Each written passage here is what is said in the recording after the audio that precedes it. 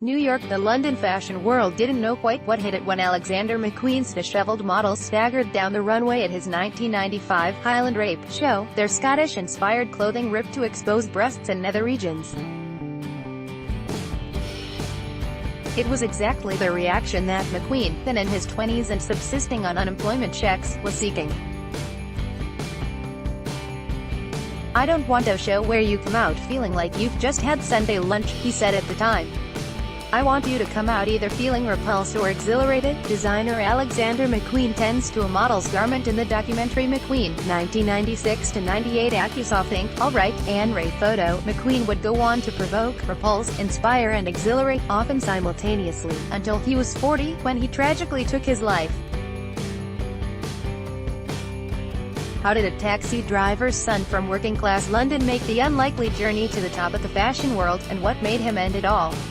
For filmmakers Ian Van Hout and Peter Editke, the two questions proved irresistible. Their resulting documentary, McQueen, opens Friday in Toronto at Hot Doc Cinema. Fashion is a compelling subject for documentaries. Indeed, few subjects are so enticingly visual. But the challenge is always to peel away the well-polished, and well-guarded, facade. "The fashion world is a bubble," says Editke, who wrote and co-directed the film. "They don't necessarily take kindly to outsiders coming in and revealing their secrets." The filmmakers approached close to 200 sources, says Van Hout.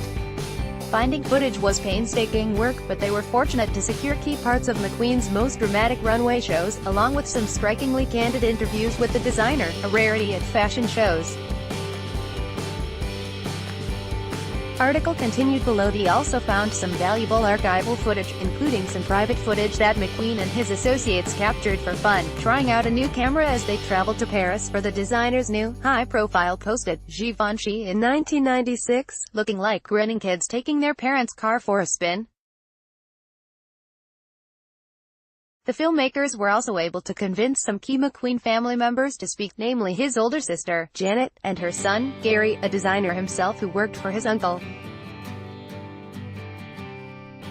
And they interview some of McQueen's former colleagues, though not all. Sarah Burton, for example, who succeeded McQueen at his namesake label, doesn't appear.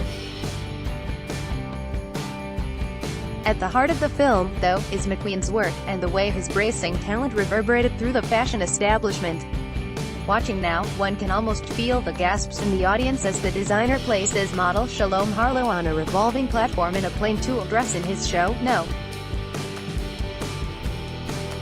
13, then has two robots spray yellow and black paint on her as she turns and turns. It was a mesmerizing effect that brought McQueen himself to tears. The film is divided in two chapters, each focusing on a particularly influential McQueen show. The first, Jack the Ripper stalks his victims, in 1992, was originally his final project at Central St. Martin's, the well-known London fashion school. Even getting to the school was unlikely. The young Lee McQueen, he reverted to his middle name, Alexander, later because it sounded posh, was supposed to become a mechanic or something, but he was obsessed with drawing clothes. His mother encouraged him to knock on doors on Savile Row for an apprenticeship, and there, he became a superb craftsman. Isabella Blow, a prominent fashion figure, bought up his entire Jack the Ripper collection and helped him make his way. But it's clear that, as an associate says, no one discovered Alexander McQueen. Alexander McQueen discovered himself. At first, there was no money. A friend describes how the two went to McDonald's after a major show, dropped the food on the floor, but had to pick it up and eat it because they couldn't afford to buy more. Article continued below. Things changed radically when luxury conglomerate LVMH hired McQueen for Givenchy. But McQueen didn't just sit back and enjoy his financial windfall, he poured it back into his own label.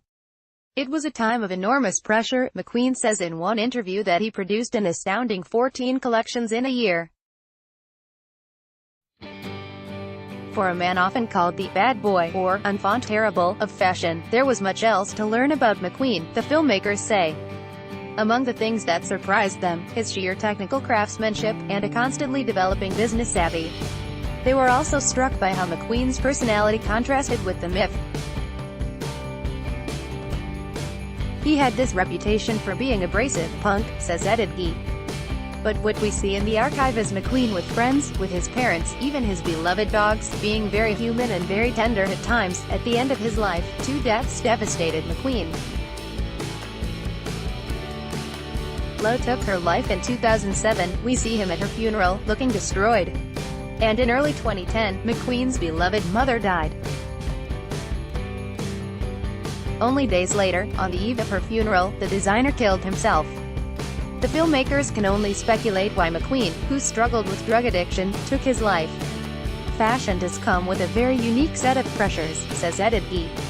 But, he adds, people we spoke to said, don't try to make him a victim, because ultimately the person who put the most pressure on McQueen was McQueen. Von Hout also notes the designer's ambivalence about the world he had chosen, clearly expressed in shows like his famous 2001 Boss, in which he forced the assembled fashion world to literally stare at itself for long minutes into a mirrored cube, which in turn represented an insane asylum. To some degree, he was always a misfit in the world he found himself in, Von Hout says.